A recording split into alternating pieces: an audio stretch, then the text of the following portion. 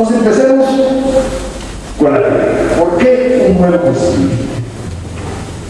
Eso se sigue de otra pregunta inmediata. O sea, ¿por qué un dictador? No lo digo, digamos, en el sentido peyorativo de la palabra, pero cuando el primer jefe del ejército constitucionalista, Venustiano Carranza, convoca al constituyente, tenía todo el poder. Era el jefe del ejército constitucionalista, tenía la fuerza armada. Era el jefe encargado del ejecutivo, tenía el poder administrativo, el poder ejecutivo. Legislaba, y no solo legislación ordinaria, hacía reformas a la Constitución, como vamos a ver ahorita. Y aparte, digamos, en todo el sistema judicial, digamos, que estableció durante la Revolución, hasta amparo resolvía, como no había corte, tenía incluso poder jurisdiccional. O sea, eso en términos de los romanos es una concentración de facultades extraordinarias para un momento extraordinario.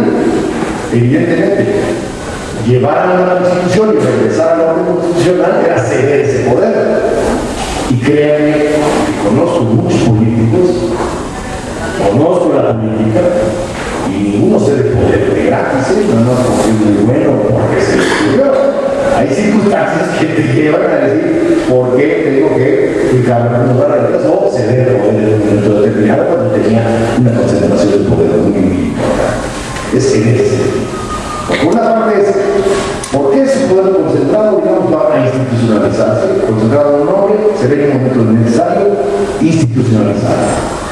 Pero por otra parte también, una constitución no es producto de un seminario académico, que discutemos en un seminario para los académicos, y digamos, vamos a hacer una nueva constitución, pues esta ya está mal, se me ocurre que hay que hacerle esto, y como hemos visto en estos últimos 2 años o más, pues tampoco es tarea de una comisión de reforma del Estado que ni sabe realmente lo que quiere resolver y propone cosas contradictorias con lo que supuestamente quiere resolver. Por una parte, ¿por qué Carranza tiene ese poder? Y por otra, ¿cuál es la circunstancia histórica que abre la posibilidad de revisar la Constitución que, insisto, estaba incluso muy prestigiada como era la Gran Constitución Liberal de 1857? Primero quiero señalar que la idea de un nuevo constituyente, de una nueva constitución, no estaba prevista en la Revolución. Ni Madero se levanta, digamos, para defender la aplicación de la Constitución de 1857. El plan de Guadalupe, sé que ya les explicaron también, digamos, abarcaba únicamente también restituir el orden constitucional violentado por Victoriano Huerta. Es defender también la Constitución vigente. Entonces, ¿cómo es que se va creando esta idea, digamos, que no estaba prevista de llegar a una nueva constitución?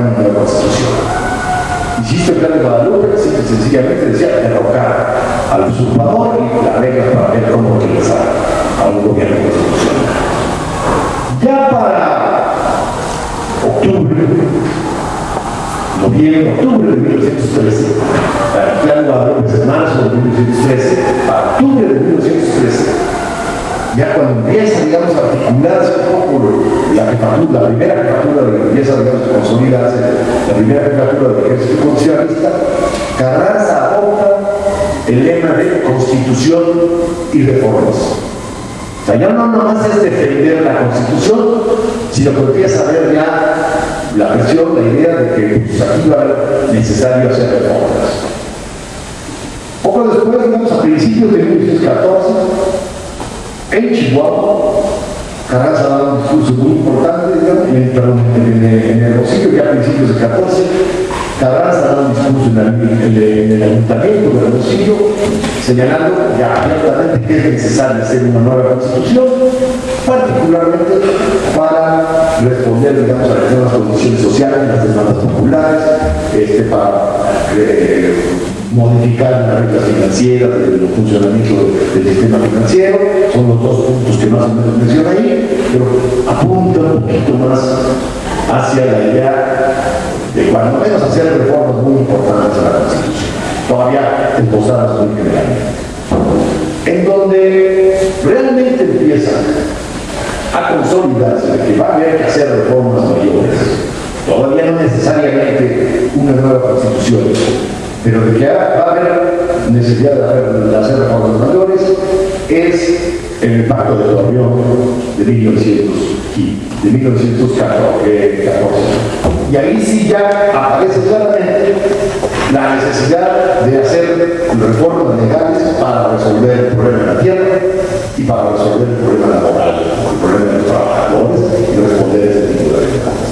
Ese pacto firmado entre la División del Norte, encabezada por Villa, y la División del Noreste, donde estaba Pablo González, estaba Antonio Villarreal, que toda un área mucho más afín a Carranza que la de Francisco Villa, allí haya una modalidad importante. Otro momento donde va construyéndose poco a poco esta idea de pues hay que hacer reformas, si no todavía la nueva constitución, es desde luego la Convención de Aguascalientes.